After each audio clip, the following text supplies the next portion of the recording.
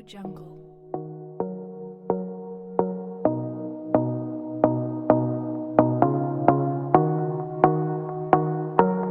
Audio Jungle. Buenos días a todos. Espero que se encuentren muy bien donde se encuentren, en casa y demás. Vamos hoy a continuar con la parte del curso donde seguimos. Estamos en el tema de transformada Z y la semana pasada estuvimos viendo cosas relacionadas ya a comprender y darnos la idea de que son señales en tiempo discreto. Creo que ya estoy compartiendo y vamos a ver acá. La idea hoy, bueno, vamos a hacer aquí un...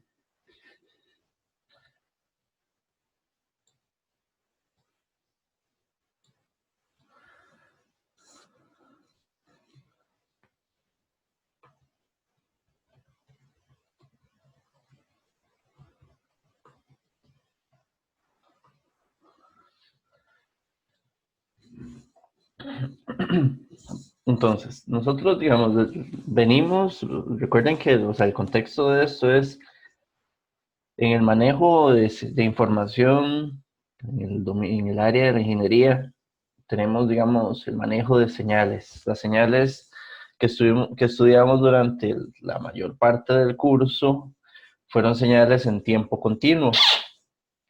Y para ellas definimos lo que fue la transformada de Fourier o las series para hacer una representación de las señales en el dominio de la frecuencia. Y para incorporar entonces el manejo de las señales a través de los sistemas y la transformación que pueden sufrir las señales dentro de un sistema y la respuesta que produce, hicimos todo el estudio sobre sistemas LTI, donde aparece la convolución y empiezan ya entonces a tener, digamos, relevancia estas transformaciones para el análisis, tanto la transformada de Fourier y después la transformada de Laplace que completa, digamos, en mayor profundidad el análisis de sistemas. Sin embargo, en la vida real hay muchas limitaciones a nivel de tecnología y ingeniería para el manejo de señales en tiempo continuo, por múltiples factores que vimos el otro día, como qué significa almacenar una señal en tiempo continuo, comunicarla, procesarla, y la parte de la tendencia de la tecnología digital fue la que empezó entonces a transformar el análisis de señales y sistemas o la representación en sistemas discretos, donde yo tengo información, digamos, menor, tengo un porcentaje de la información de las señales y con ese porcentaje que lo represento y que está representado en las señales en tiempo discreto, se hace toda la, digamos, manejo de señales, transformación a partir de sistemas también en tiempo discreto, que de hecho quizás alrededor del próximo viernes o de hoy en 8 ya empezaremos a hablar de sistemas en tiempo discreto, pues ha sido, digamos, la tendencia y es con la que se cierra el curso. Toda la matemática para relacionar o comprender el manejo de señales y el análisis de sistemas, pero en una discretización, digamos, temporal. Con respecto a lo que es señales, que recuerden en tiempo discreto, nosotros lo que tenemos es entonces, tengo señales analógicas,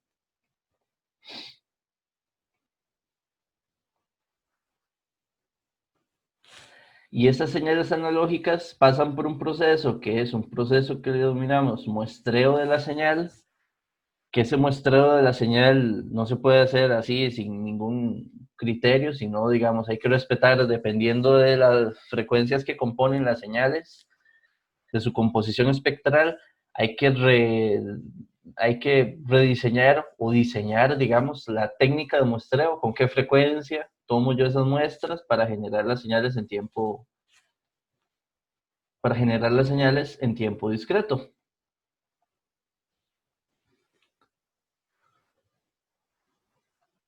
De alguna forma, lo que nosotros, así, matemáticamente, las señales en tiempo continuo, usamos la variable t, variable real, Para representarlas y las señales en tiempo discreto, usamos el n, que representa el número de muestra. Digamos, es importante recordar, si yo tengo, por ejemplo, la muestra x de 100, ese valor, porque lo que hay un valor asociado, digamos, entre n y x de n. De hecho, que esta es una de las formas de representar la señal en tiempo discreto, que es como en forma tabular. Si yo tengo para la muestra, no sé, 0, la muestra puede valer aquí raíz de 2, por poner un número. En la muestra 1 puede valer 1, y así, y por ejemplo, entonces, la muestra 100 puede valer 0, por poner una idea. Lo que quiero decir aquí es, vean que la muestra 100, ¿de qué posición en el tiempo corresponde a la señal, digamos, que fue muestreada? Entonces es importante, recuerdan que entre una muestra y otra, la diferencia que hay en el tiempo es igual al periodo de muestreo que se consideró a la hora de generar la señal en tiempo discreto. Entonces, si yo tengo aquí la muestra, o tengo aquí, más bien es un punto donde está la muestra que se tomó en 99, aquí está la que está, digamos, en el tiempo 100, que aquí sería 99 T sub S, y este sería 100 T sub S, donde recuerdan, T sub S es el time, eh,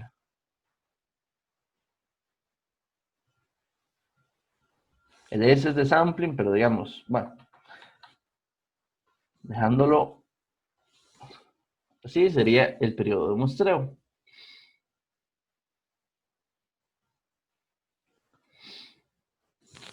Entonces, por ejemplo, esta muestra 100, si yo voy a ubicarla aquí en el tiempo continuo, en la señal, acá en el tiempo continuo, esa está tomada en el tiempo que es igual a 100 veces el tiempo de muestreo. De hecho, esta es la relación, esta relación es importante, de hecho, que la relación general es esta, que para saber a qué valor en el tiempo corresponde una muestra de una señal en tiempo discreto, yo necesito saber el factor que me logra determinar ese detalle, es el tiempo de muestreo. Porque si el tiempo de muestreo es un segundo, y uno dice, ok, un segundo, si es la 100, tuvo que haber sido cuando la señal estaba en el segundo 100 en el tiempo. ¿Ok? Ahora, entonces tenemos señales en tiempo analógico o continuo y señales en tiempo discreto. Cuando tenemos señales en tiempo discreto, tenemos varias, digamos, formas de representar esas señales.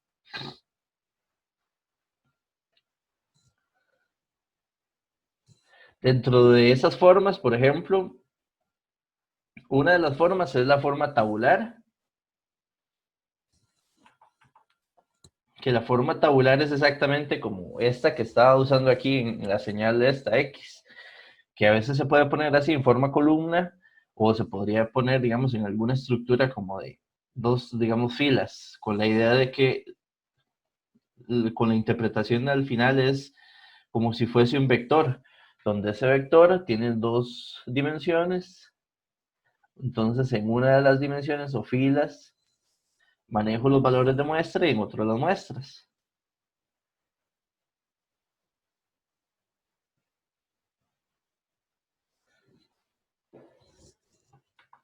Entonces, la forma tabular es como la forma más normal, o de hecho la forma, digamos, que utiliza, es que de hecho aquí esto, lo hice al revés, esa no era la idea. Era 0, 1, 3, 4, 5, y aquí era lo que quería hacer era 0, 1,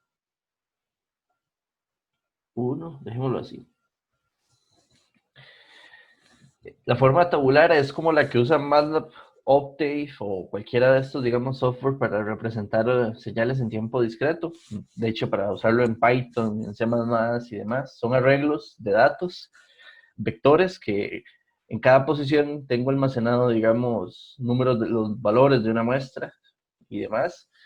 Y esta es la forma tabular que se utiliza mucho en lo que son, digamos, entonces, softwares de manejo de este tipo de señales. Otra forma es en forma de secuencias, que las estuvimos viendo mucho en la clase anterior. Las formas de secuencias es, yo tengo una señal que le represento los valores de las muestras en una secuencia de los valores. Entonces, por ejemplo, esa que está ahí arriba, la secuencia sería 0, 1, 1, 0, 0, 0.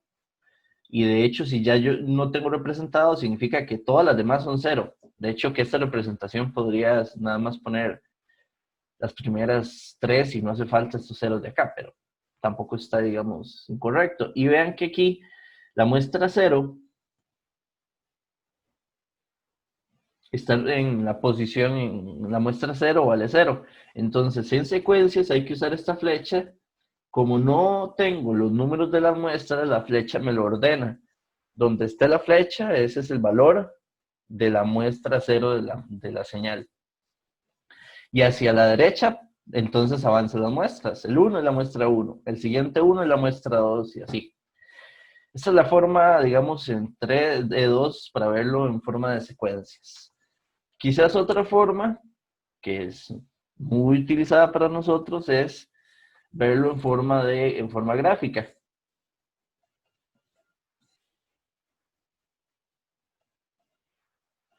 Representar la señal en tiempo discreto en forma gráfica. Entonces, una forma gráfica nada más es uso un eje para colocar el número de muestra y uso el otro para colocar el valor de esas muestras. Entonces, uno nada más, como si fuese una señal, como cuando graficábamos los coeficientes de de una serie de Fourier. Y aquí represento los valores. Tengo esta acá, y después de ahí. ¿Okay? La forma gráfica, lo que es, digamos, una representación muy adecuada para hacer análisis y todo lo que, digamos, a veces hacemos en el curso. Y lo que hay que hacer al final. Y quizás, vamos a ver, tenemos la forma tabular, la forma de secuencias y la forma gráfica. Quizás una cuarta forma es como función matemática.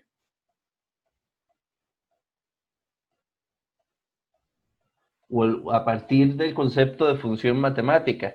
Recuerden que una función es una relación que me define cómo están, digamos, cómo están definidas digamos, la conexión entre las imágenes y preimágenes. Las señales en tiempo discretos siguen siendo funciones, solo que de dominio o de variable real. Entonces, por ejemplo, de alguna forma lo que tengo es entonces igual, el mismo concepto. Tengo aquí un dominio, tengo aquí un codominio y están relacionados por una función matemática.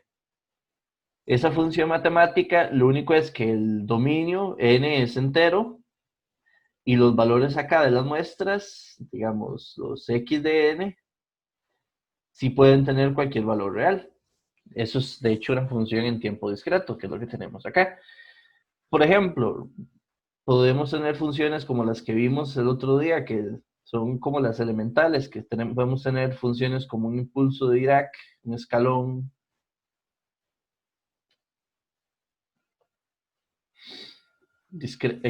un escalón discreto. O podríamos tener, digamos, otra señal que va a ser muy común en esta parte del curso, son los que son potencias. Por poner una idea, digamos, un 2 a la n, o otros ejemplos de una función que sea, digamos, un medio o un tercio a la n. Y pues esta podría ser acompañada, digamos, de una función escalón unitario multiplicando. Entonces, como son funciones, se pueden, digamos, nos pueden definir una señal como tal. Por ejemplo, vean que este caso, el último, si lo, para tomarlo como ejemplo, yo puedo tomar esa función matemática y generar la secuencia de esa señal. Porque vean, para la muestra menos 2, vamos a poner aquí, para la muestra menos 2, vale 0 por el escalón. Para la muestra menos 1 también, y para la muestra 0 ya sería un tercio a la 0. Entonces un tercio a la 0 es 1. Luego sigue un tercio a la 1, un tercio a la 2, y ahí sigue. Entonces, vean que todo esto, la muestra 0 es esta.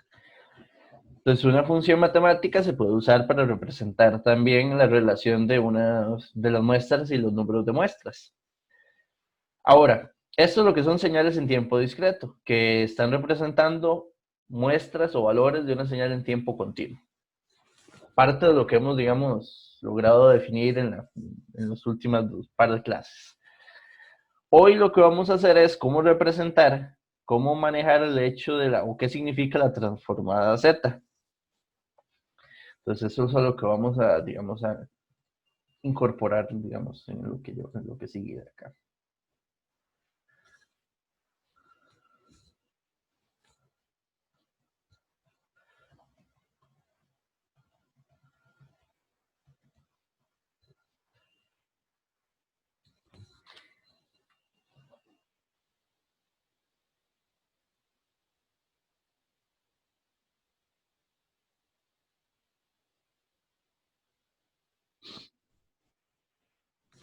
Ok.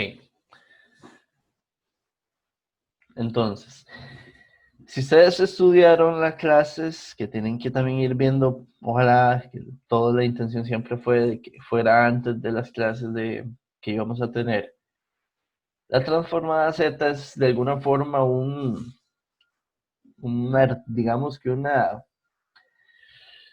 una idea de cómo interpretar, digamos, las transformaciones que ya conocíamos y cómo darle el uso, digamos, a las mismas. Voy a hacer el resumen, pero muy rápido, porque esto está bien detalladito y con mucha calma en las clases que ustedes tenían que revisar. O sea, en el otro set, digamos que es muy útil de estudiar, porque explican más algunos detalles interesantes y a veces delicados de comprender, pero vamos a verlo acá. Entonces, yo tengo una señal en tiempo discontinuo. Voy a tratar de representarla ahí. Una señal en tiempo continuo viene y es muestreada y permite, digamos, dar origen o digamos, a una señal en tiempo discreto.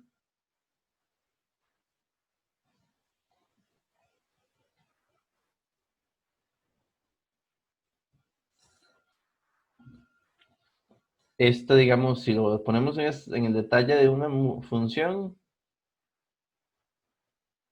en estos instantes, justo de forma homogénea, de acuerdo al periodo de muestreo, se capturan los valores de las muestras. Y esos se utilizan para generar la función de variable discreta, que ya vimos atrás todas las formas de representar luego a esa señal. La señal en tiempo discreto se puede interpretar como nada más tener un porcentaje de la información de la señal continua. De la señal continua, digamos, pongámosle esa señal aquí X sub A de T, de analógica o de analogibles. El artilugio o la idea que usaron para representar o para poder darle origen a la transformada Z fue: ¿qué tal si suponemos que en cada muestra colocamos un delta Dirac escalado por un valor que esté asociado a los valores de las muestras?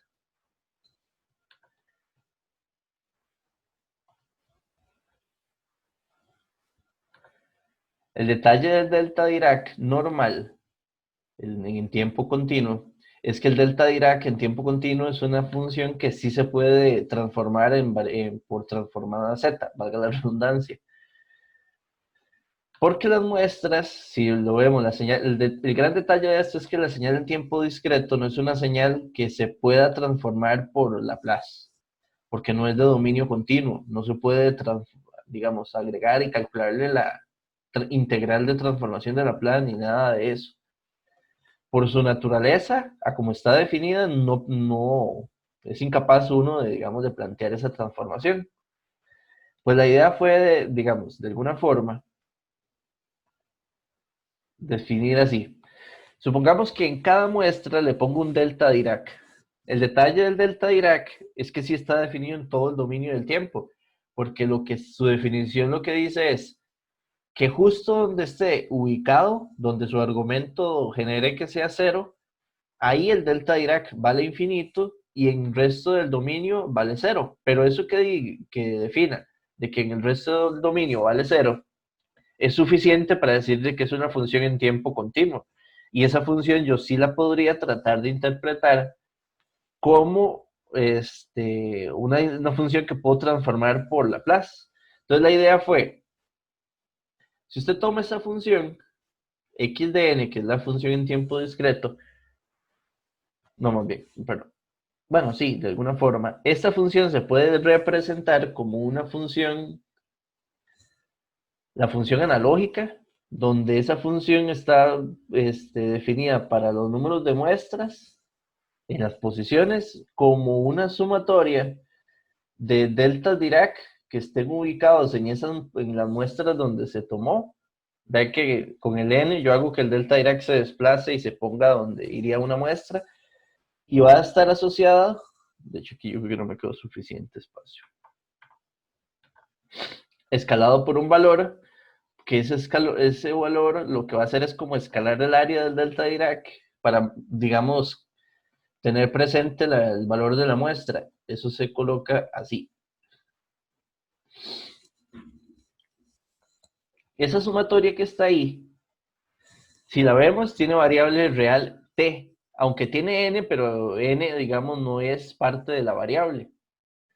Solo un parámetro, un factor que hace que se combine linealmente el montón de delta Diracs, porque de hecho es una combinación lineal de delta Diracs. Pero la variable de como función es t, que es la que está llevando el parámetro dentro del delta Dirac. Entonces eso sigue siendo una función cuya variable es el tiempo. Si yo grafico esta sumatoria, es esta gráfica de delta Dirac que está aquí arriba. Entonces esta función resulta que al aplicarle la transformada de Laplace,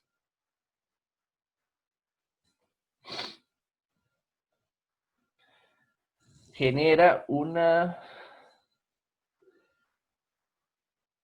sumatoria, o sea, y aplicándole, agarrar eso, lo incorporamos en la integral de Laplace y la resolvemos, y resulta en una sumatoria de, de esta función.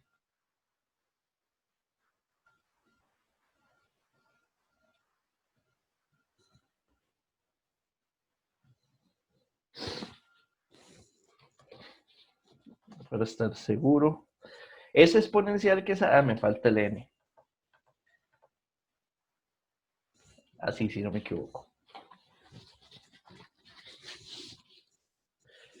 Esa función es una función ya en el dominio de Laplace, luego de aplicar la transformación. Esto que queda aquí son las constantes que representan los valores de las muestras, que de hecho están aquí arriba asociados, es como lo que muestreó el delta Dirac, el valor que tiene asociado donde esté ubicado. Esta función realmente se puede representar a través de x de n, que es la función en tiempo discreto, porque tiene los valores de las muestras, que eso es lo importante ahí. Y el detalle es este exponencial. Ese exponencial nace debido a que los delta Dirac están desplazados. Si recuerdan que el desplazamiento en el tiempo produce o se corrige o se interpreta como exponenciales en el dominio de S. Vean que este nt que está aquí está asociado a los desplazamientos de acuerdo a cada muestra. Si estoy en la muestra 100, vas a generar un exponencial con un nt de desplazamiento. De hecho, viene de ahí. Lo que quiero ver es si ese menos es parte de lo que viene acá. Sí, sí, el menos sí es así.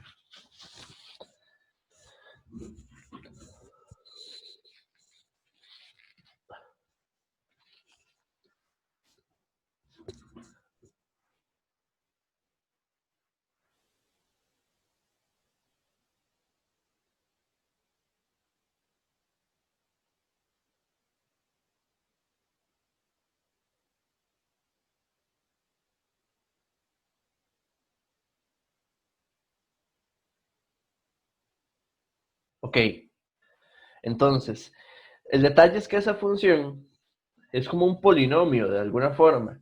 Es un polinomio cuyas constantes en el dominio de Laplace están definidos por los valores de las muestras, pero el polinomio no es como de una potencia.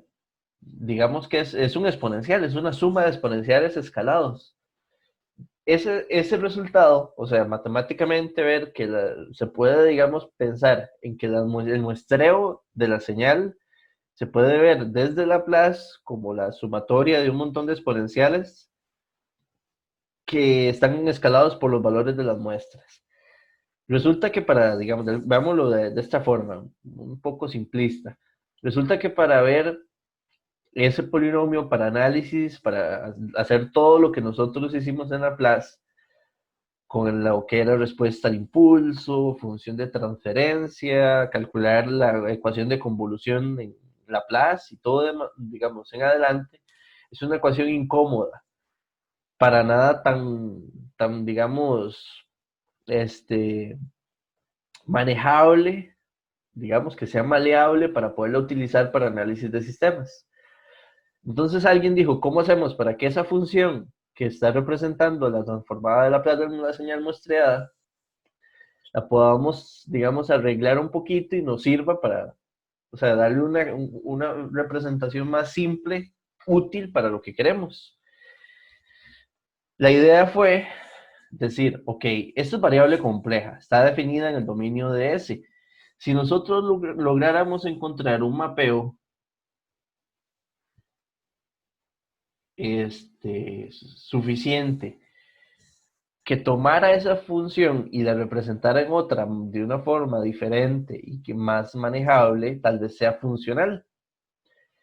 Resulta que el mapeo que se aplica se conoce como el mapeo, es un mapeo exponencial, donde lo que hacemos es pasar el plano complejo S, que es el plano original que está definido en Laplace, y pasarlo a otra variable. Así de simple, es un simple mapeo. Y pasarlo a otro plano que se le puso plano Z. Sinceramente no tengo mucha idea de por qué le escogieron Z, pero haberle escogido H y ya le llamaban la transformada H, seguro era el que sobraba, no sé, o alguna relación, digamos, tenía en sí. Entonces pasaron del plano S al plano Z, esa función que está ahí arriba, que esa función que está ahí arriba es un genérico para cualquier señal muestreada. Y resulta que ahí, al aplicar eso, de la ecuación se transforma como una ecuación donde los números de muestra se mantienen, que son constantes realmente en el dominio, porque ven que la variable es z ahora. N es un factor constante que combina linealmente ahora a esta función de potencias. Resulta que si uno aplica ese mapeo, se convierte en una serie de potencias. Y una serie de potencias sí tiene un manejo matemático bastante conocido. Ustedes lo conocen. Son series de tipo de Lorentz. Y ahí donde uno dice, ok, si ese mapeo transforma la función que teníamos en una serie de potencias, yo conozco mucho sobre esa serie de potencias. Conozco su naturaleza de convergencia, conozco qué tipo de convergencias tiene, digamos, en función de que sean convergencias en planos externos a un círculo, interiores a un círculo, anillos y todo eso que conocemos de las series de potencias.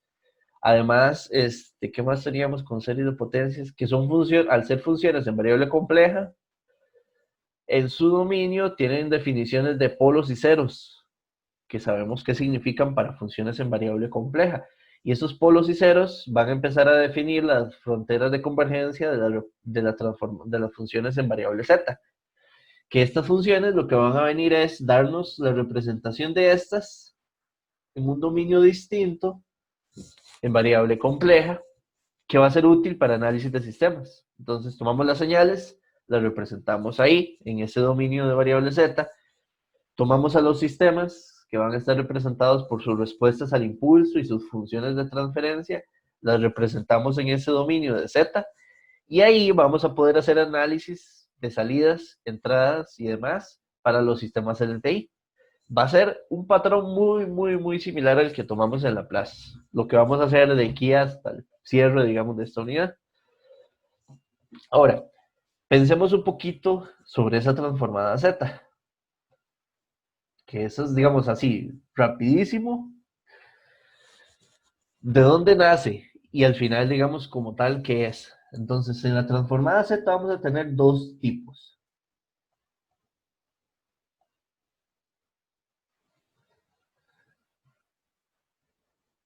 Al igual que en Laplace, vamos a tener la transformada Z bilateral y la unilateral. La bilateral va a ser exactamente esa ecuación que está ahí. Es una función que me asocia una señal en tiempo discreto a una función en variable continua, perdón. Ya me hice un enredo. En variable compleja. Y la relación, de hecho, la ecuación de transformación es esta. Toma las muestras que van a ser constantes de un polinomio de potencias donde las muestras de la función van a ir desde menos infinito a infinito. Y esa es la definición así como tal de la transformada Z. Y la unilateral va a ser igual, una función en variable compleja donde la integral, o integral no, la sumatoria, empieza en cero.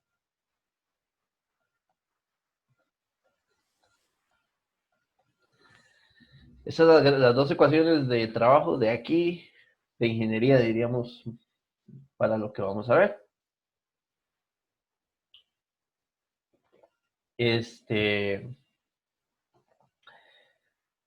¿Qué vamos a tener aquí? En estas transformaciones, digamos, cuando uno hace una transformación, siempre va a estar asociada a esa función en variable compleja a una región de convergencia igual a Laplace. Cada transformación tendrá una región de dominio al cual esta relación será, digamos, correcta. Recuerden que esto es como una relación de, tengo una señal en este dominio y si la transformo, esta otra función en variable compleja la representa, así como su representante legal, pero en el dominio Z. Ahora, como tal, esas son las transformación bilateral y unilateral.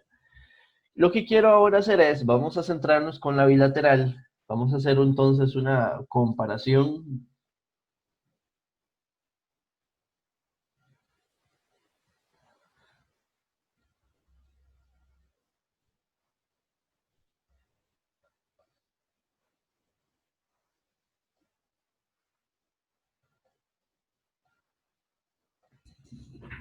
Para recordar, y se supone que manejamos y entendemos muy bien la parte de series de Lorentz.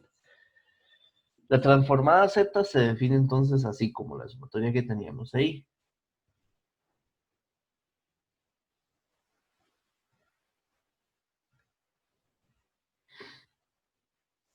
Y una serie de Lorentz tiene su forma general, la representábamos de esta forma.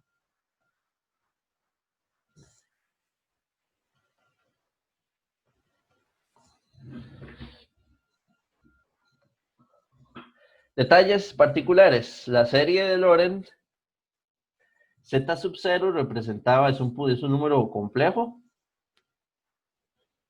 y representa el centro donde se define la región de convergencia. Es el punto central donde a partir de ahí se logra definir la región de convergencia. C sub n, los coeficientes de la serie, están asociados de alguna forma a definir, digamos, definen de alguna forma lo que representa, digamos, el radio de convergencia.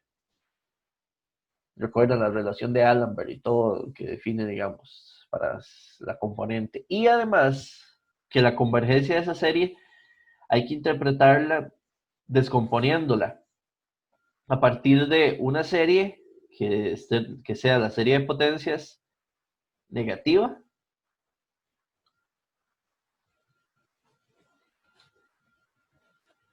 con la serie de potencias positiva de cero a infinito, porque su naturaleza de convergencia es distinta para cada caso. Esta es la que nosotros llamábamos la serie de parte principal, y este de acá es lo que llamamos la parte de Taylor.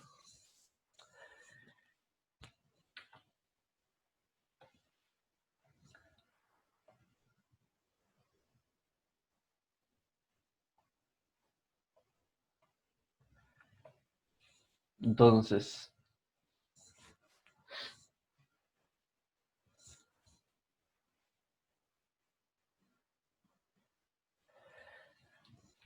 la parte de convergencia de Taylor la podemos asociar aquí, digamos, en algún punto Z0, donde esté centrada la serie.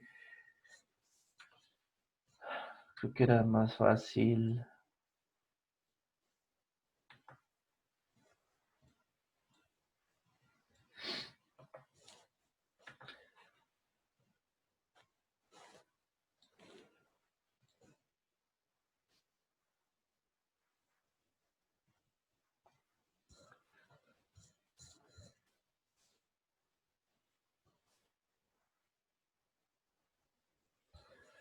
Entonces, en un punto donde esté centrada, o que es Z0, la parte de Taylor converge para algún radio que esté asociado menor hacia ese punto. O sea, un círculo que esté centrado ahí para todos los puntos menores a ese círculo.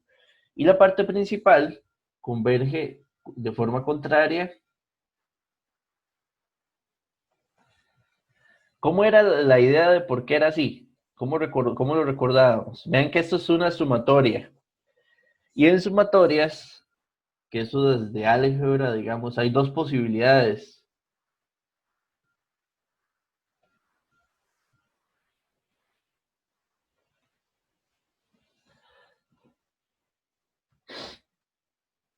Una sumatoria de infinitos términos tiene dos posibilidades, que a la hora de sumar todos los términos, la serie converja a un número, o que la serie al sumar todos los números diverja a infinito, digamos, que es lo normal. Eso significaría diverger. Cuando yo hago una sumatoria infinita de términos, recuerdan que lo que hablábamos era cuál es la condición para lograr, para pensar, para por lo menos tener la posibilidad de que esa serie converja. La única forma es de que cada vez el término que voy sumando tiene que aportar menos para que la sumatoria vaya cambiando cada vez menos, menos y menos y vaya centrándose en algún resultado final. En series de potencias, como son números complejos los que estoy sumando, porque eso es lo que significa en este tipo de sumatorias, la convergencia estaba asociada al radio que genera z menos z sub 0 a la n. Yo necesito que el radio que genera este número complejo de acá, de esta potencia, cada vez sea más pequeño conforme n crece. El detalle es que como en la parte de Taylor, n va siendo a la 10, a la 100, a la 1000, a la 1.000.000, ese radio va a ir disminuyendo solo si el radio de z menos z sub 0 es menor a una magnitud, que esa magnitud es la que está asociada a todos los puntos que están en este círculo. Lo que decimos es que cualquier punto z dentro de ese círculo tiene un radio tal que a la hora de meterlo y hacer esa serie de potencias, logramos de que los números complejos que vamos sumando vayan reduciendo su radio y logren convergencia. Pero con la parte principal, como los n son negativos, los n negativos se podría interpretar como que este término de aquí adentro, lo que estoy sumando es z menos z sub 0 a la n positivo. Usar ahí el truco de como es negativo, pongámoslo como una función así, elevada a la menos 1 y después el n positivo.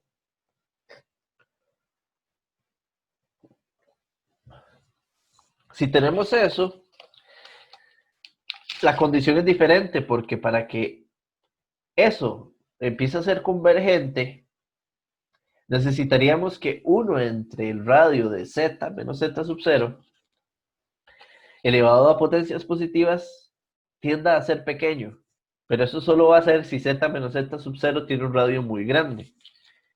Es lo contrario al caso de análisis de la parte de Taylor. Eso se define conforme el dibujito que está aquí. Todos los puntos que están en esta región, digamos de color rojo, son aquellos puntos que tienen un radio con respecto a z sub 0 suficiente para que al evaluarlo en la serie de parte principal, esa serie empiece a disminuir el número que va generando en radio y converja hacia 0 en la serie de potencias compleja.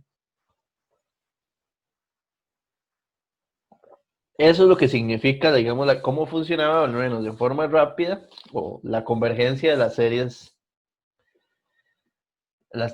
de potencias, y que hay que separarlo en dos componentes, Taylor y principal. Cuando yo tengo en una serie potencias positivas y negativas al mismo tiempo, que es la serie de Lorentz completa, hay que encontrar en qué lugares esa función, digamos, converge. Y como tiene ambas partes, la convergencia va a estar asociada por un círculo que lo define la parte principal, que es el que define en dónde converge ella, y otro círculo que define la convergencia de la parte de Taylor.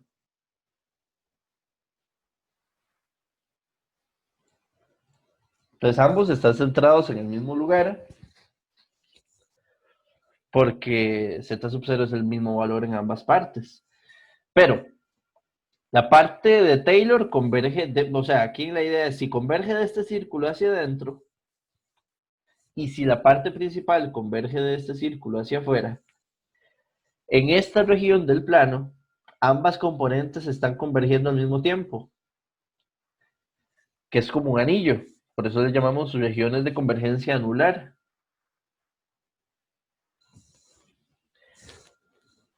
En ese anillo es posible entonces encontrar una definición de una señal de x de z que tenga parte principal y parte de Taylor. Ahora, eso es conocido y no es, digamos, es lo que sabemos sobre, digamos, las series de Lorentz. Más de hacer desarrollo y todo demás. Ya la parte matemática, digamos, la parte práctica. Ahora, ¿cómo mapeamos eso en la serie de la transformada Z?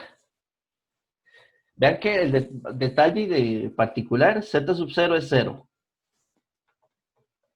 Y siempre, la transformada Z, siempre sus regiones de convergencia están ubicadas en el punto 0 del plano complejo.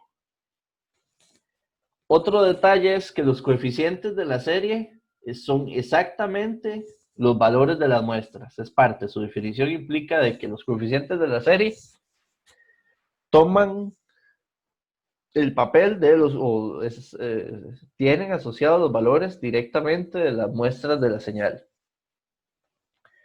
Y el otro detalle es este menos. Ese menos que está ahí. Entonces ese menos hace que a la hora de saber qué es parte de Taylor y qué es parte principal, como que quede al contrario. Si yo lo separo aquí para n negativos,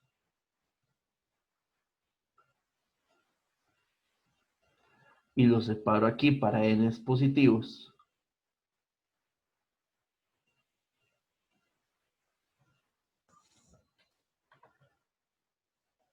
esta es la gran diferencia, y si uno la comprende, o sea, hay que entenderla, y si uno no la tiene clara, sería muy difícil hacer todo lo que vamos a hacer. ¿Quién es parte de Taylor aquí? Vean que la parte de Taylor es esta. Y esta es la parte principal.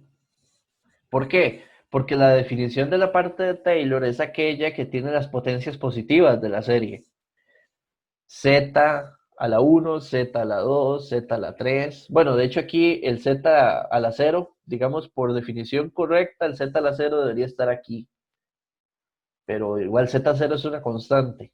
Digamos que no sabemos si es potencia del todo positiva o negativa. Digámoslo así. Pero aún así calza para todo lo que hay que hacer. Entonces, la parte Taylor es lo que tiene las potencias positivas a la 1, a la 2, a la 3, a la 4. Y que es exactamente esta que está aquí, que aún así son los n negativos, está bien, pero tiene las potencias positivas. Y la parte principal es la que tiene las potencias negativas, que sería esta, porque aquí cuando yo leo a la 0, a la 1, a la 2, a la 3, las potencias son z a la menos 1, z a la menos 2, z a la menos 3. Hay un detalle entonces importante. Vean que entonces la parte principal está asociada aquí con las muestras para la parte derecha de la función. Derecha me estoy asociando es de la muestra 0 hacia allá, la parte derecha. Y hacia atrás, la parte izquierda de una señal. Entonces, las muestras de derechas están asociadas a la parte principal de potencias negativas y la parte izquierda está asociada a una parte de Taylor de las potencias positivas. Y la convergencia, como son ambas componentes, vamos a verla, digamos así.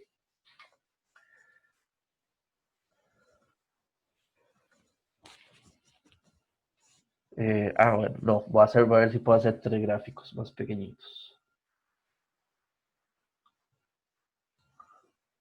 1. A ver si me cabe otro acá. Y otro aquí.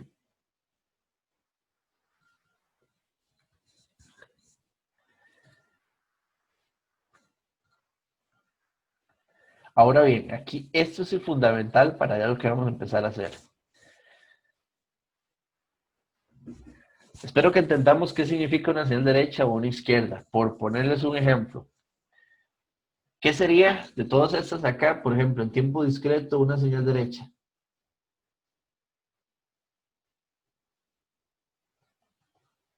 Podría ser un X de N que sea U de N. Es derecha, ¿por qué? Porque es de las muestras de la 0 en adelante tienen valor y las muestras de la menos 1 hacia atrás son 0. Una señal izquierda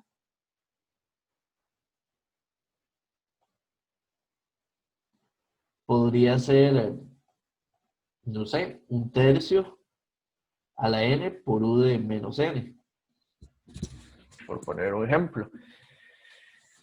Y podríamos tener una señal bilateral.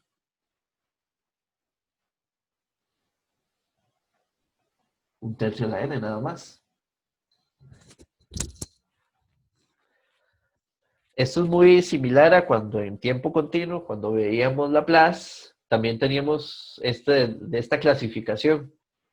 Señales derechas, izquierdas o bilaterales. ¿Ok?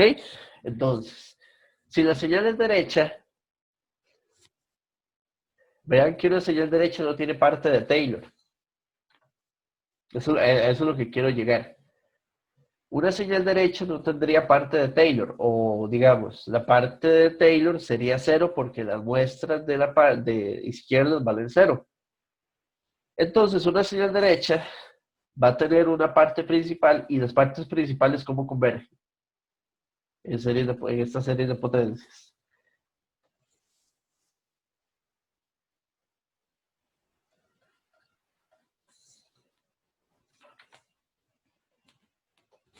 Esto sería para una señal derecha en tiempo discreto. Solo estoy... bueno, pero esa es la transformada Z. Aquí es un error.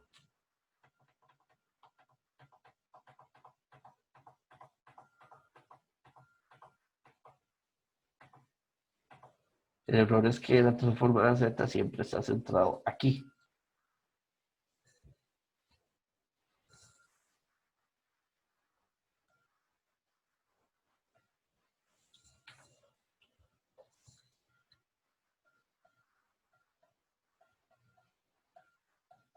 ¿Ok? ¿Qué pasa con una señal izquierda? Una señal izquierda no tiene parte de Taylor, porque una señal izquierda su definición es que la parte derecha es 0 para que sea izquierda. Entonces, si no tiene parte principal, perdón, porque la parte derecha es 0, solo tiene parte de Taylor.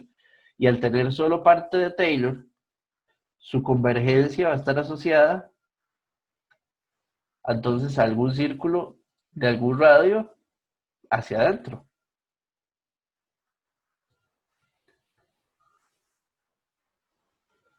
Y esa es la región de convergencia de la serie, digamos, de la transformada Z. ¿Y qué pasa si tenemos una señal que es bilateral, que tiene tanto muestras del lado izquierdo como muestras del lado derecho?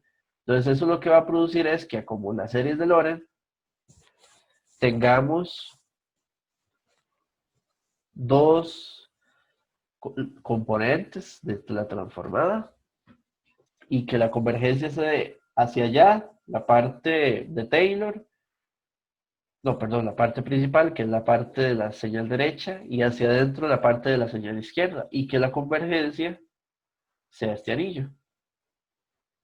Entonces en la serie de Lorentz, pero de la serie de la transformada Z, las componentes derechas de las señales convergen hacia afuera de un círculo, las componentes izquierdas hacia adentro, y si tengo ambas partes van a tener una convergencia anular. Así es como funciona, es la naturaleza matemática de esta serie de la transformada Z.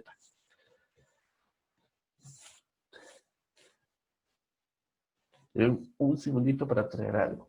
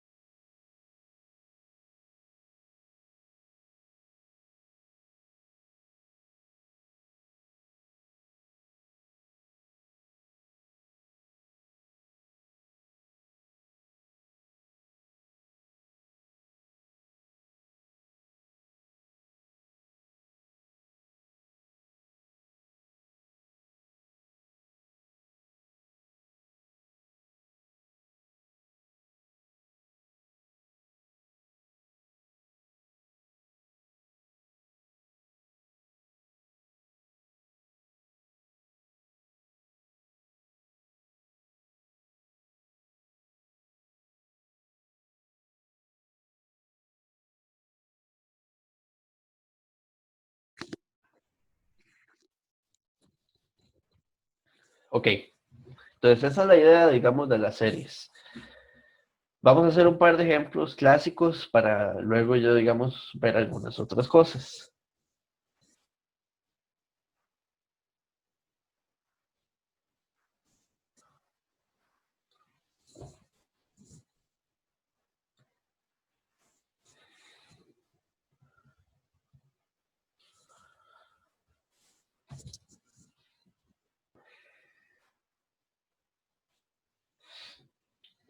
Vamos a entonces a centrarnos en el hecho de generar series. O sea, hacer transformada Z.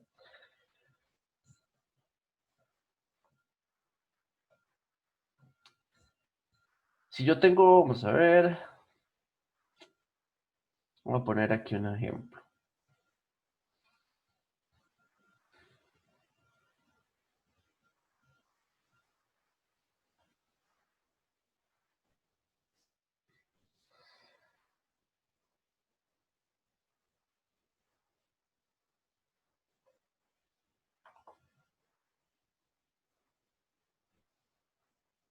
Si yo les doy esta señal y les digo calcule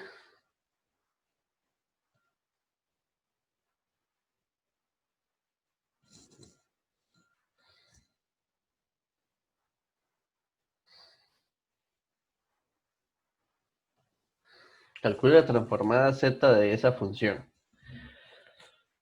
Entonces, sería, ¿quién es x de z? Es una función que está asociada a una sumatoria.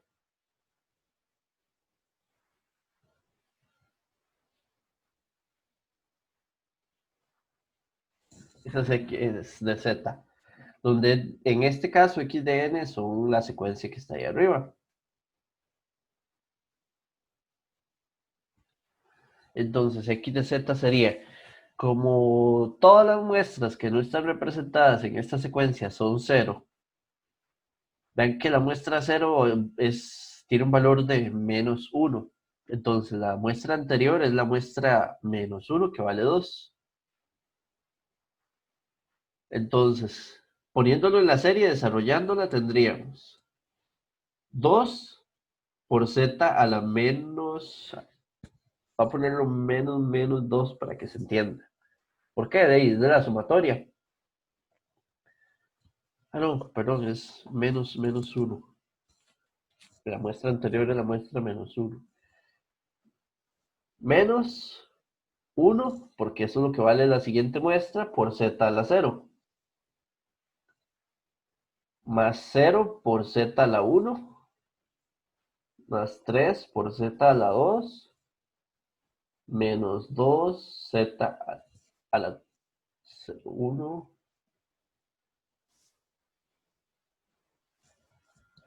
1, 2, 3, sí, a la 3. Entonces vean que es solo eso. Esta función, la transformada z, sería entonces 2z menos 1 más 3z a la 2 menos 2z a la 3. Aquí me equivoqué, perdón, esto lleva un menos. Z a la menos 2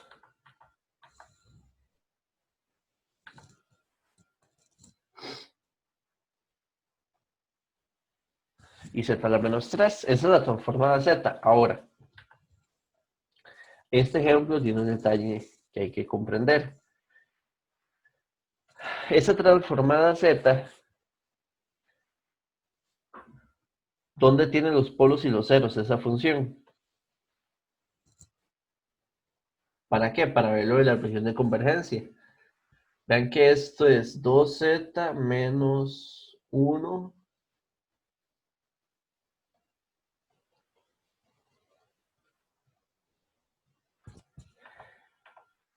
como es una función en tiempo, o sea, en variable compleja, perdón, yo necesito ver esa función en un numerador, denominador para sacar las raíces y ver polos, como se hace con las funciones en Laplace.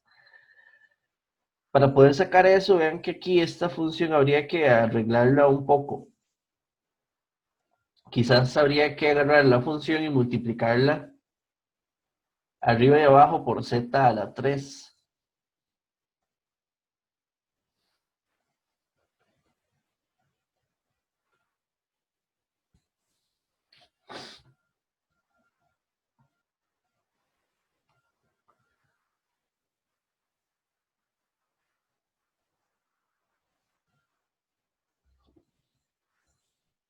Si lo multiplicamos por z a la 3 arriba y abajo, entonces tendríamos 2z a la 4 menos z a la 3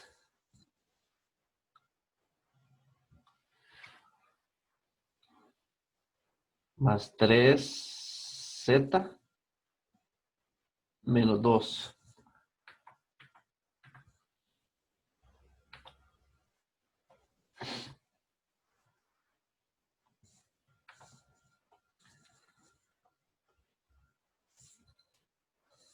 Y aquí z a la 3. Creo que este de orden 4, no sé si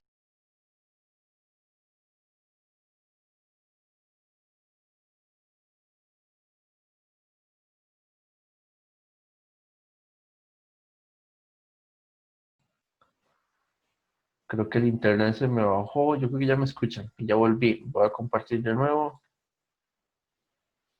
Fue como el internet se cayó y volvió a reconectar.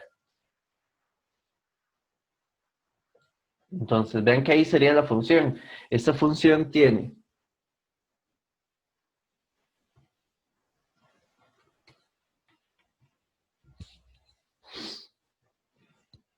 vamos a ver, 2 menos 1, 0, 3 y menos 2. Tiene lo que son ceros,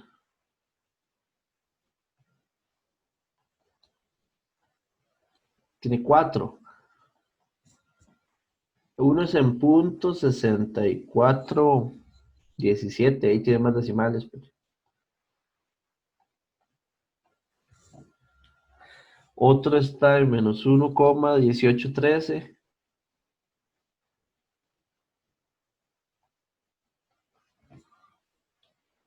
Tiene complejos, que son puntos 5198.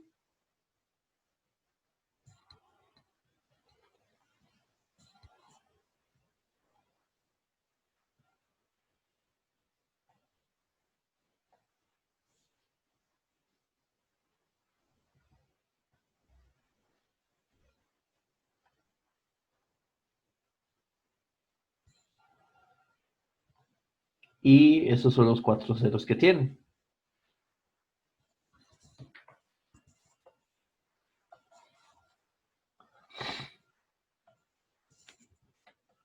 Tiene polos que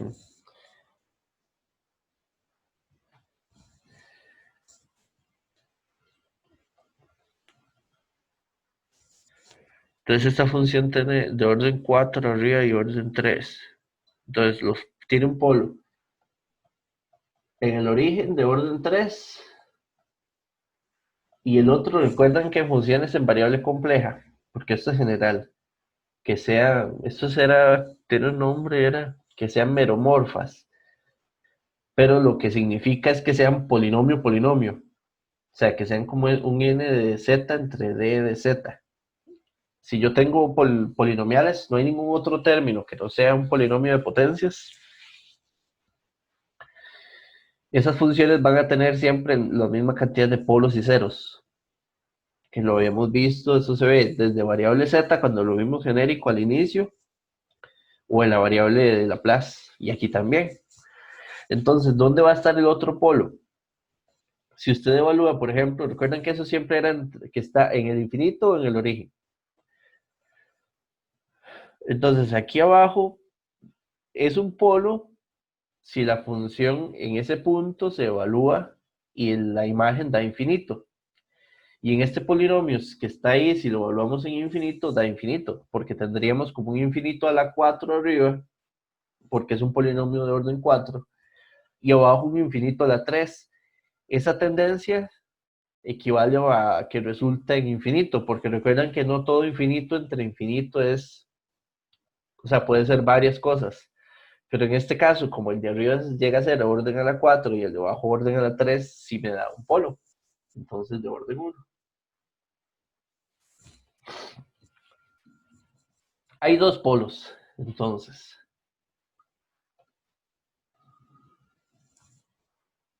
Ay, no, esto no es lo que quería graficar. Lo que ando detrás es, ahí está la función de la transformada z. Lo que ando detrás es de la región de convergencia. Entonces, la región de convergencia, al igual que en Laplace, nunca puede converger donde la función tiene polos. ¿De acuerdo? Después, vean que esta función es como si fuese una función, digamos que bilateral, de alguna forma. ¿Por qué? Porque tiene una muestra aquí que vale 2, tiene aquí otra que vale menos 1, aquí vale 0,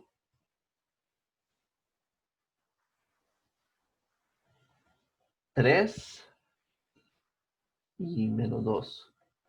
Y después, como no están, el resto de las muestras valen 0.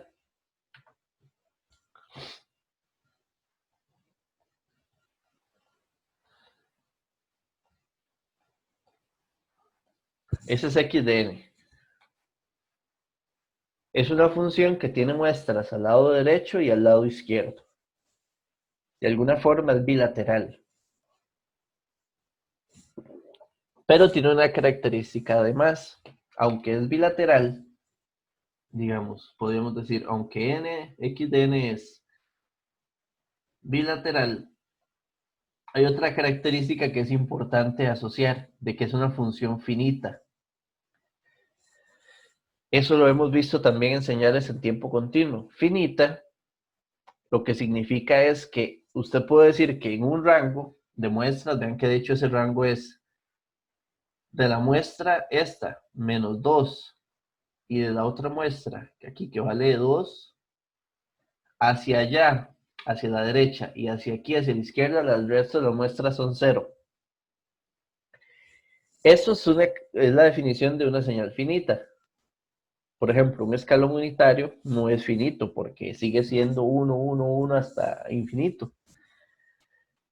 Ya casi vemos ese detalle, pero la señal tiene las dos características. Es bilateral porque tiene, digamos, muestras tanto a la derecha como a la izquierda del cero, de la muestra cero, y es finita por esa condición.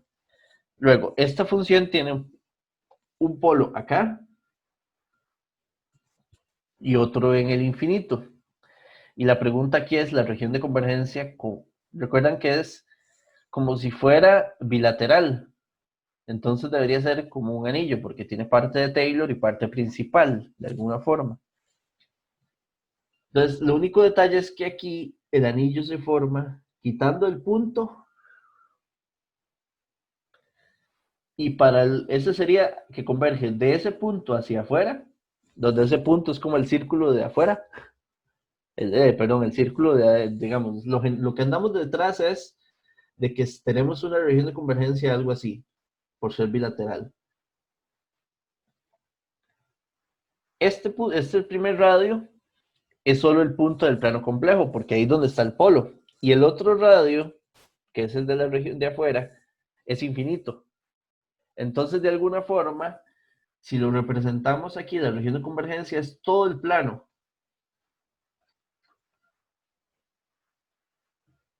Entonces, lo podemos decir así. Entonces, la región de convergencia para esta función, la región de convergencia es todos los puntos complejos que pertenecen a ese plano, excepto el cero y el infinito. Porque la serie no converge en esos dos puntos, porque de hecho si usted evalúa la serie en esos dos puntos da infinito, diverge. Esa es la región de convergencia de esta señal. El detalle es que este tipo de región de convergencia, que son como todo el plano menos esos dos puntos, están asociados al hecho de que esta función es finita. Esto es lo que hace esta condición o genera. ¿Por qué? Porque el siguiente ejemplo que quiero hacer va a darnos la contraparte para entender por qué, o sea, la diferencia en otro tipo de casos. Este queda como por ahí. Tengámoslo presente, cómo funcionó y cómo está para tratar de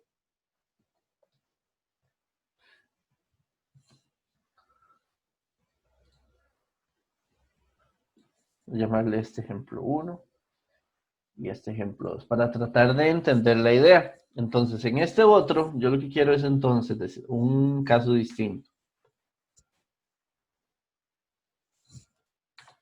Vamos a transformar, igual es una señal muy típica, pero vamos a transformar esta función.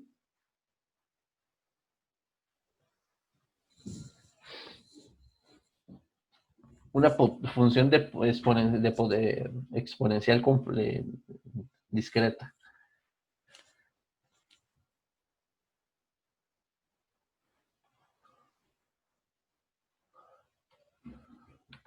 Vean que esa función por el u de n, todas las muestras hacia atrás son 0. Es una señal derecha. Que esta señal entonces aquí, en la muestra 0, vale 1, porque medio de la 0 vale 1. Luego esta de acá vale un medio. Esta vale un cuarto, un octavo, 1 entre 16 y ahí sigue.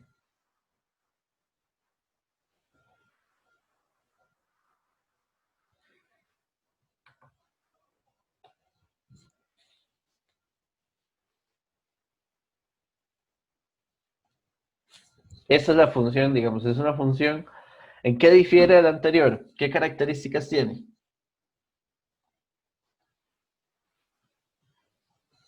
No es bilateral, ¿verdad? Es una señal derecha. Que sea derecha, lo que vamos a tener es una región de convergencia externa, ¿recuerdan? De un círculo, con lo que vimos hace rato. Y lo otro es de que es infinita. Infinita se refiere, recuerdan, si yo trato de partir de aquí hacia atrás, sí es cero, pero no encuentro una muestra en la derecha donde pueda decir que de ahí hacia la derecha todas son cero, sino que todas tienen un valor, va disminuyendo, va convergiendo a cero, pero no es cero. Entonces la consideramos como una señal de naturaleza de infinita, extensión infinita.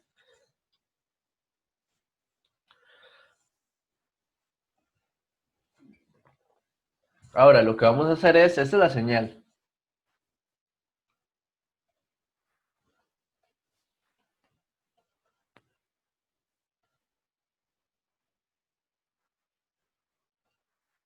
Lo que vamos a hacer es igual que calcular la transformada z de Sx de n.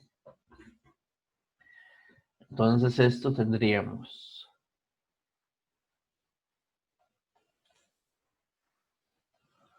sumatoria. Vean que esta sumatoria empezaría en 0 hasta infinito, por ser derecha. La función estaría asociada a los valores de las muestras por 1 medio a la n, por z a la menos n. ¿Por qué no pongo el escalón unitario? Y porque vale 1. Con lo que esto lo trabajamos en la clase anterior. ¿Cómo convergen estas series? Estas series convergen. Hay que usar, digamos, para resolver estas series y encontrar, hay que usar el resultado clásico de la serie en forma general de a a la n, desde n igual 0 hasta infinito. Que esto siempre converge a esta función, pero solo con la condición de que el valor absoluto de a sea menor a 1. De hecho, series, ¿cómo les digo? Serie transformada Z básicamente se basa en usar esto. Que en la clase anterior hicimos unos casos genéricos de usar eso, porque eran porque es lo que nos sirve para resolver transformada Z. Entonces, en este caso, vean que tendríamos agrupar. Para resolver esto, lo que hay que hacer es agrupar un medio z a la menos 1 y elevarlo a la n. Eso significa que esto que está aquí adentro representa al factor a. Si lo utilizamos como el factor a, esto va a converger a esta función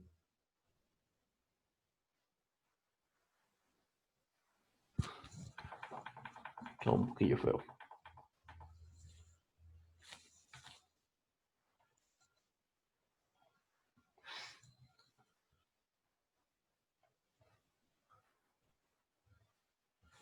Pero para que converja a esa función, tiene que darse de que un medio z a la menos 1, el valor absoluto tiene que ser menor a 1. Analicemos bien esto. Entonces vamos a analizar primero la región de convergencia.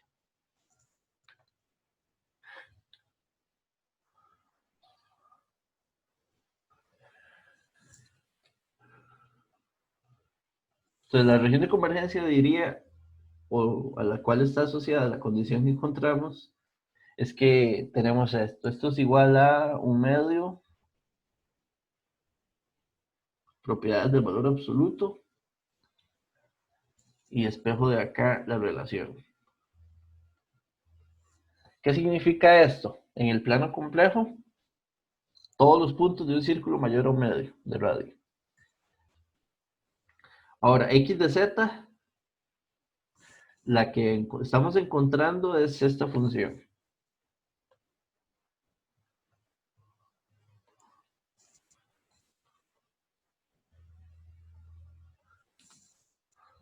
Lo que quiero hacer es el análisis de polos y ceros de esa función. Para hacer el análisis de polos y ceros,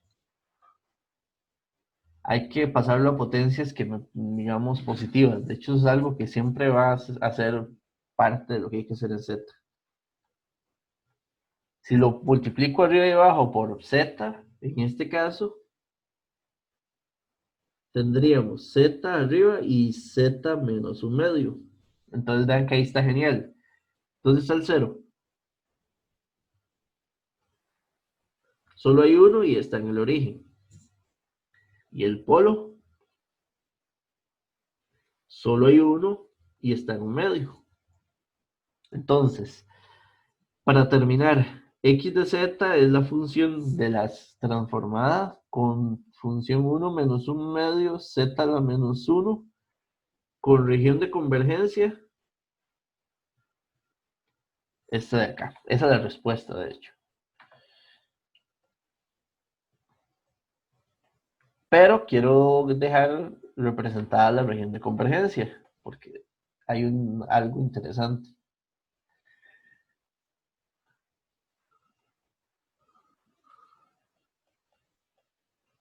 Esto es lo que voy a representar aquí el plano Z.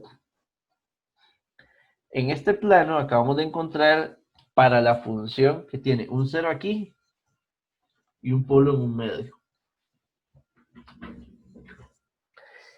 Y que exactamente ese polo que forma una frontera de convergencia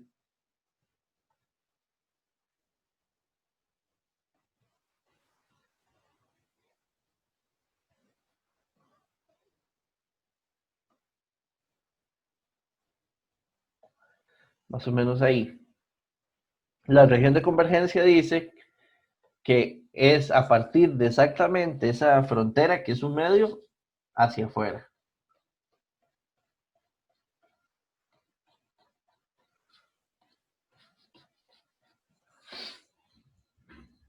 Entonces esa es la región de convergencia, donde calza el polo es parte del que define la frontera. Y esa es nuestra, digamos, segunda transformada Z. ¿Qué difiere esta de la anterior? Vean que sí calza con que es externa, porque es una señal derecha. Pero el detalle es que como es una señal infinita, el hecho de ser una señal infinita, la región de divergencia es más grande. No es solo el cero o el infinito, como lo vimos en la señal de anterior, sino que aquí la señal de diverge, la señal o la función diverge en cualquier punto dentro de ese círculo de un medio. Cualquier punto de todo este círculo azul, que sería menor a un radio de un medio, la función diverge. Entonces, ese es como, tiene esa naturaleza.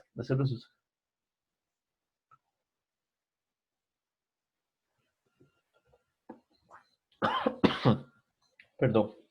No sé si tienen alguna pregunta, duda. Hacia atrás, cualquier cosa. Perdón.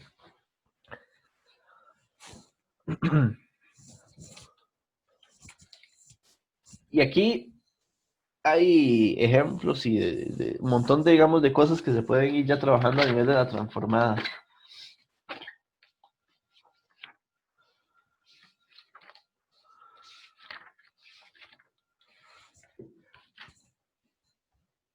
Vamos a hacer el tiempo. Vamos a hacer una más de esto.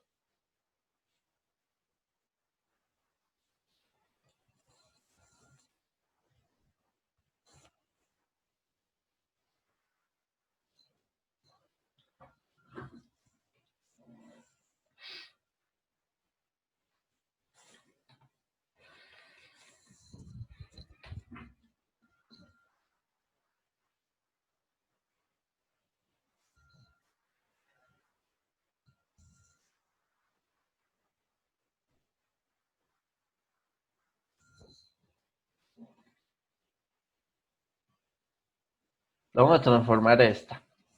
¿Ok?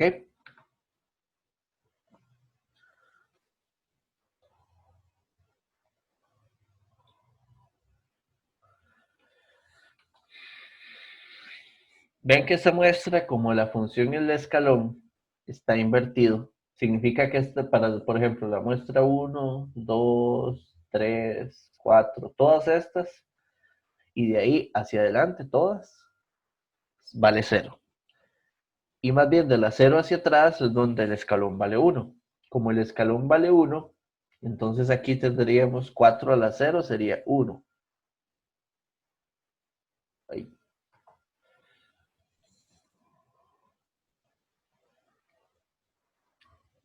Luego 4 a la menos uno sería, no me voy a quedar tanto escala, voy a dejarlo un cuarto. 4 a la menos 2.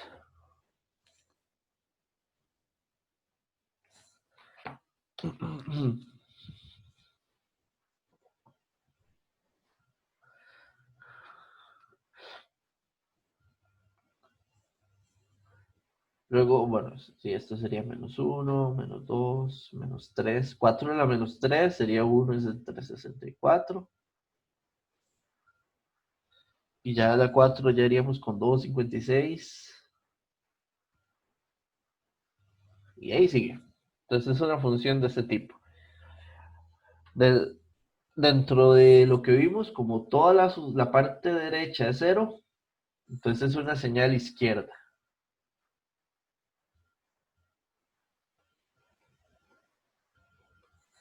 Y además es una señal finita.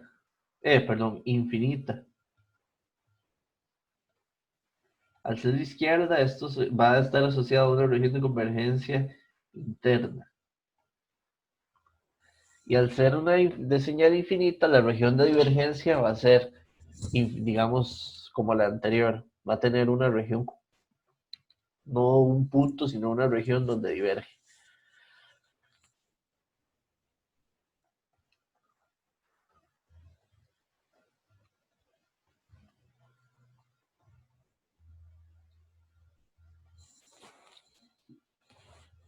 Ahora, vamos a plantear la transformada z de esta función.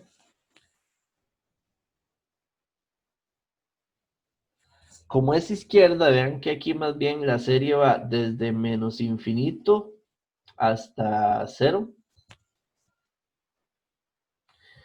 Y la función es 4 a la n por z a la menos n. De nuevo, voy a copiarlo porque eso es para que me entiendan que, todo funciona con este término. Todo lo que hacemos en transformada z más propiedades, que todavía no hemos empezado a manejar propiedades, se basa en que yo voy a pensar en este resultado.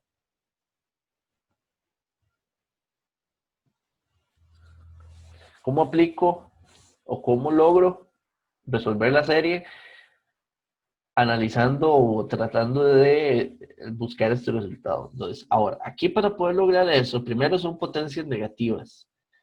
Para poder lograr esto hay que aplicarle un cambio de variable de signo, porque necesito que sean positivas. Entonces, cuando n es infinito, m va a ser negativo, m va a ser positivo. Y cuando es cero, va a ser cero.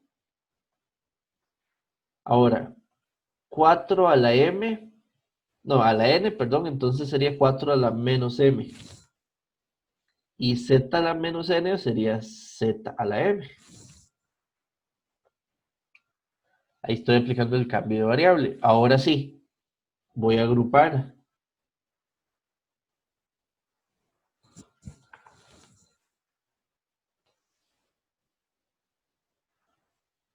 Vean que aquí 4 a la menos 1 por z sería elevado a la m. Esto que está aquí adentro es a. Significa que esta serie converge a esta función.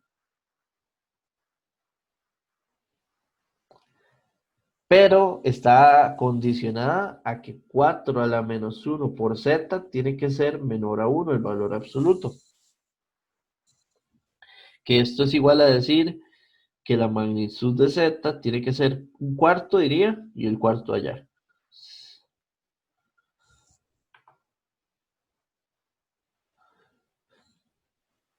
Que esta es la región de convergencia. Entonces, resumiendo,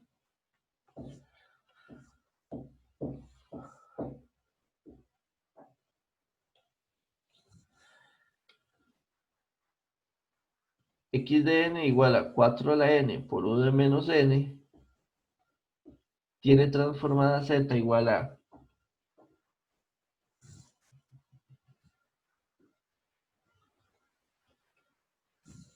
1 menos ahí, un cuarto z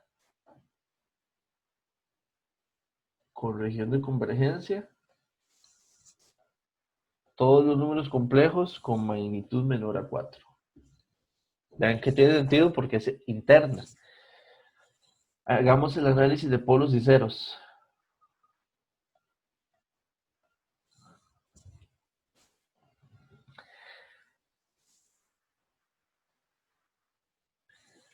¿Dónde están los polos? Este está muy sencillo. Tiene un cero ¿dónde? En el infinito. Vean que si usted evalúa 1 entre 1 menos un cuarto por infinito, eso da 0. Y el polo, de ahí está explícito. Solo hay uno y está en z igual 4. Si z vale 4, esto es 1 menos 1, 0. Hay 1 y 1. Recuerden que tiene que ser el mismo número de polos y ceros. Entonces,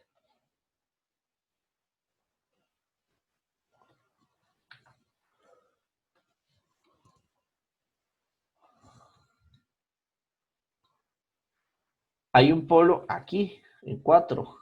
Y la región de convergencia utiliza la frontera o está definida por esa frontera que define el polo, que es un círculo, eso sí, fronteras circulares, y que converge entonces aquí adentro.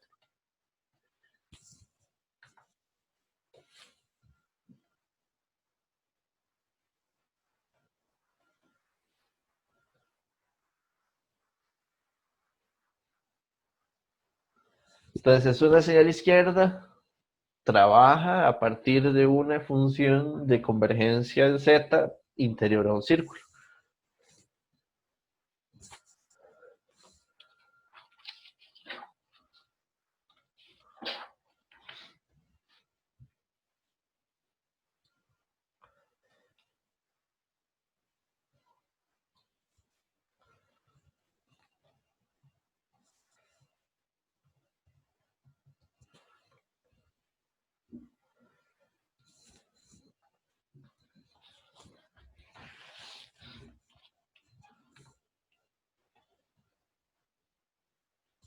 Y ahora, un último ejemplo, vamos a hacer esta función.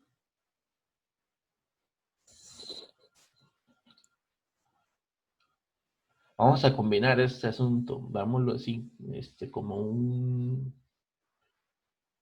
2 a la n por u de menos n.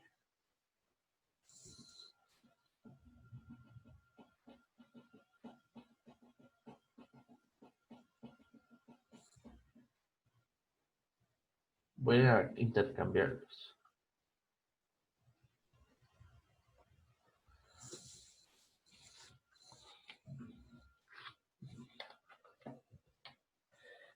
Es una función bilateral, infinita,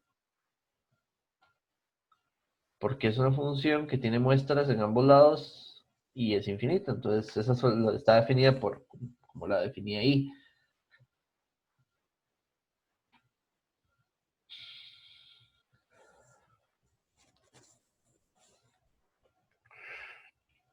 Entonces, aquí tenemos, bueno, ahí un 2, aquí vale 2, porque da 1 y 1, y luego sigue por la derecha, un cuarto, un octavo,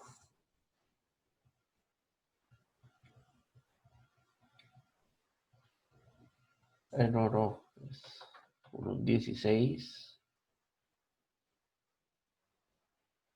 un 864 y ahí sigue.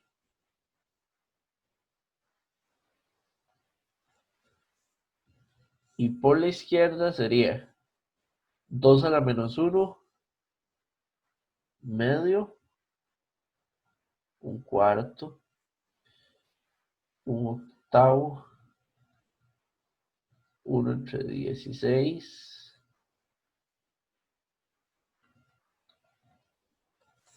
y ahí sigue.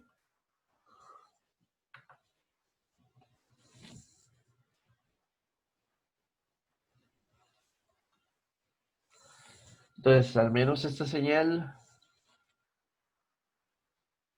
cumple con ser bilateral y ser infinita también.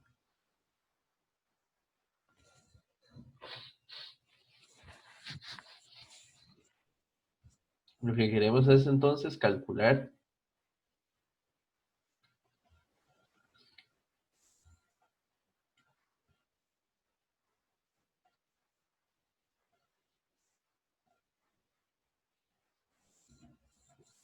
la transformada z. Entonces vamos a calcular esto. Son dos partes.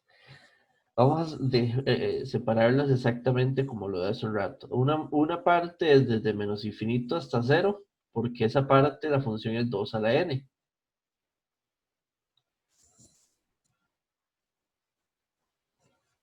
Y otra parte de la función es desde cero a infinito y de un cuarto a la n.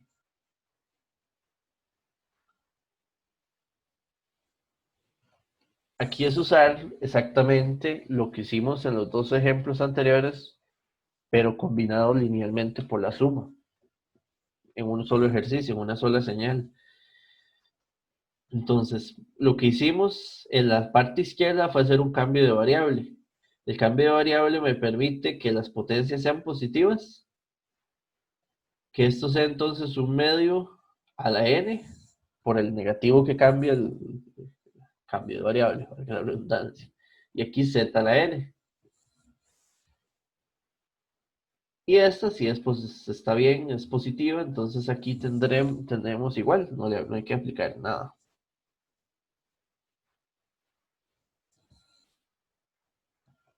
Ahora lo que vamos a hacer es lo que es la agrupación.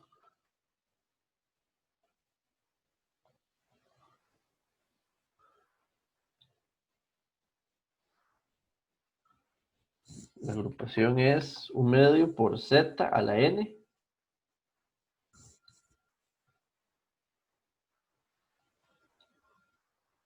Y aquí tendríamos un cuarto por z a la menos 1 a la n.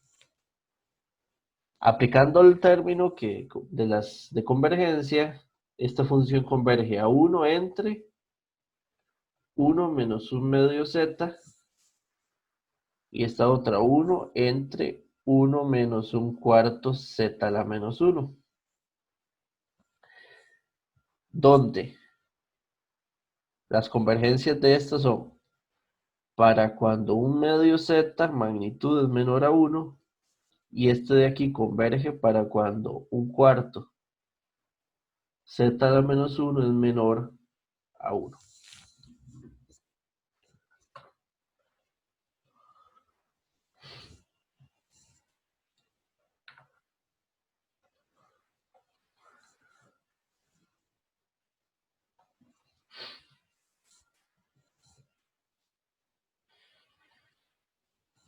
La región de convergencia, ven que de aquí despejando sería magnitud de z menor a un medio. Perdón, menor a 2. Y aquí sería paso abajo y el otro lado sería un cuarto magnitud mayor de z. Polos y ceros.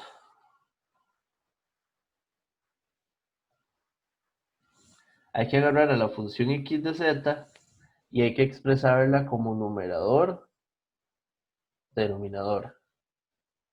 Pero la función que tenemos es 1 menos un medio z.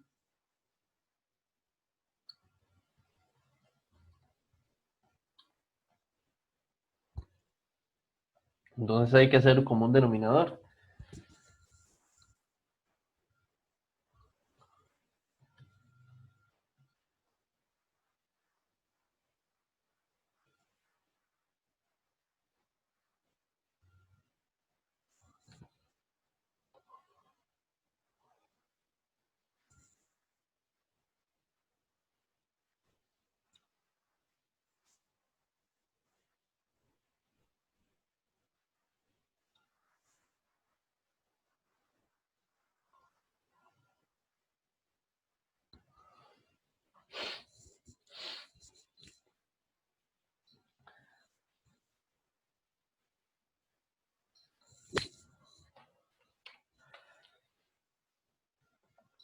Entonces arriba sería un 2.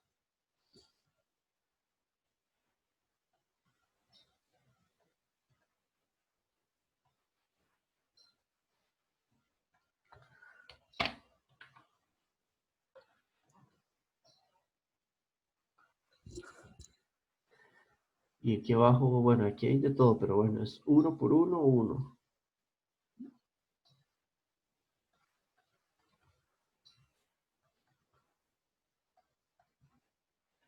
Y un medio por un cuarto sería un octavo positivo. Y z por z al menos 1 se cancela. Vean que esto, para pasarlo a potencias positivas, hay que multiplicar por z y por z arriba y abajo.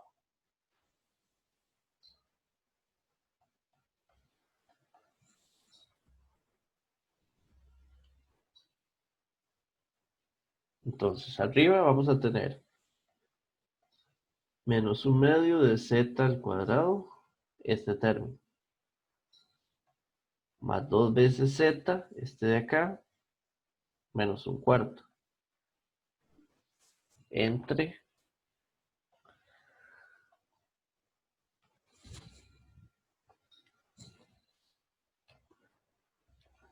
1 más un octavo son 9 octavos. Entonces tendríamos menos un medio z al cuadrado de este, más 9 novenos de z, menos un cuarto. Quizás se podría factorizar por solo, digamos, buscarle la factorización del menos un medio. Entonces, si yo le saco el menos un medio arriba y abajo, aquí tendría z cuadrado 2 dividido entre, vamos a ver,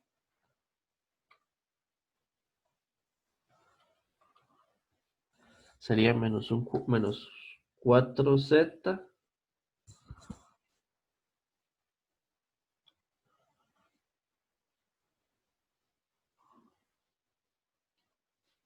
y este otro un medio.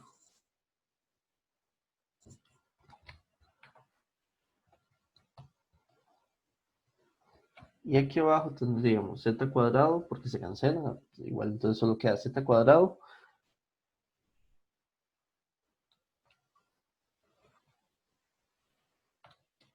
menos 9 cuartos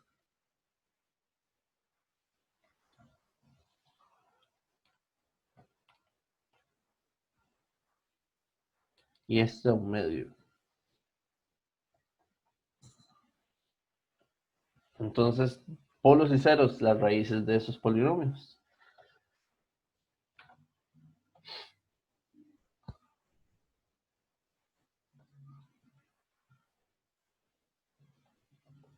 Entonces, los ceros para este de acá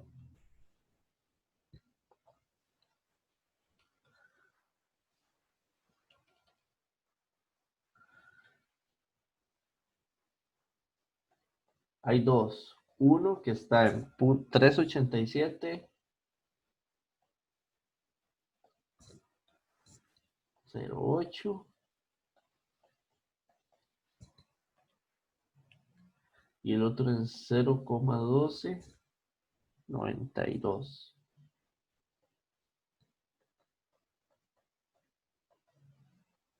Los polos entonces serían 1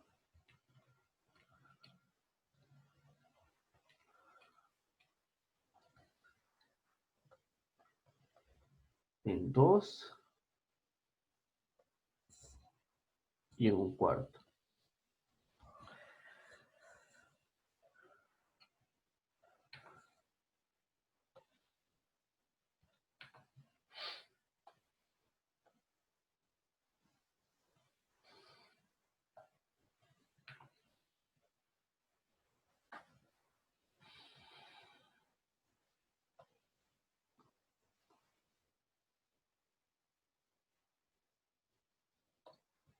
Entonces tenemos dos regiones, dos fronteras, porque hay dos polos.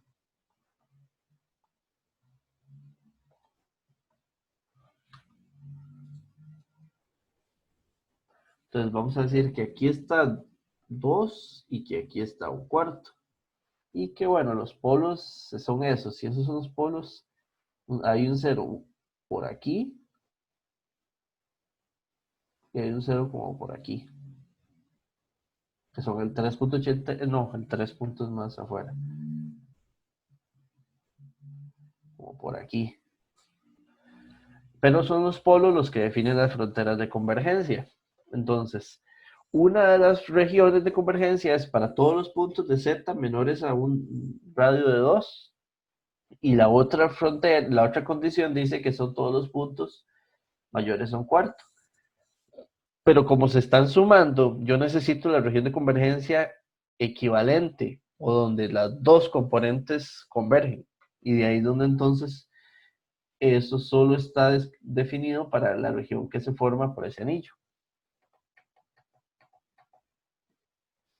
Como lo hacíamos en Lorentz, porque es una serie de Lorentz.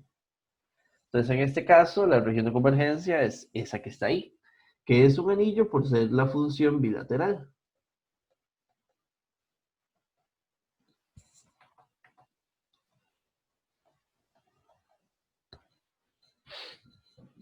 Y x de z, digamos, aquí hay varios que podríamos usar, digamos,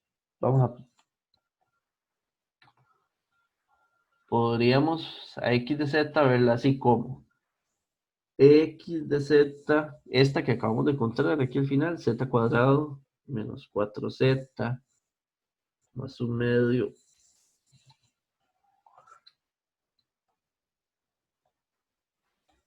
y sería aquí z cuadrado.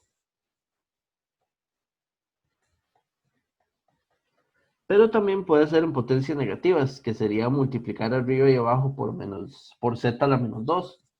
Si multiplicamos arriba y abajo por z a la menos 2, tendríamos 1 menos un cuarto z a la menos 1.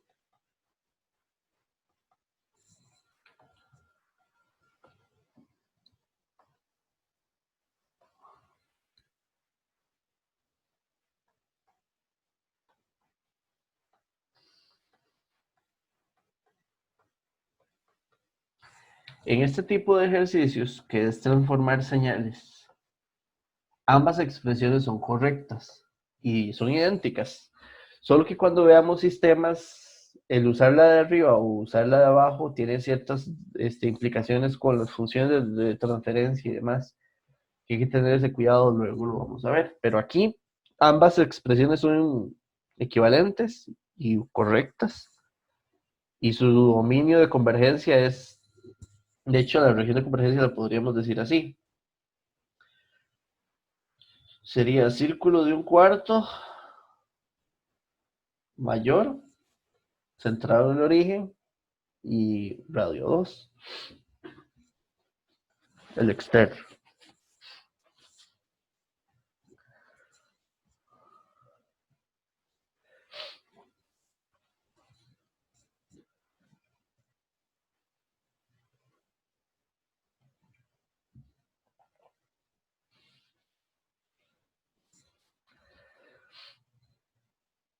Esto es, digamos, una pincelada, porque realmente siempre lo va a hacer. Del manejo de transformadas izquierdas, derechas, bilaterales, que es la transformada Z. Nos va a dar una función en variable compleja que también tiene una región de convergencia asociada y algunas cosillas por ahí. Hay, pues bueno, hay mucho que trabajar para sacar, digamos, regiones de convergencia, ejemplos y demás. Este fin de semana que pasó, no, digamos, sí tuve un poco de incapacidad propia por tiempo de poder sacar, digamos, iba a sacar una segunda parte más de práctica, yo les había mencionado, pero no pude. Entonces, y como me agarró un poco ya como tarde la semana, preferí no hacerlo para que no quedara tan pegado con hoy. Entonces, vamos a trabajar hoy.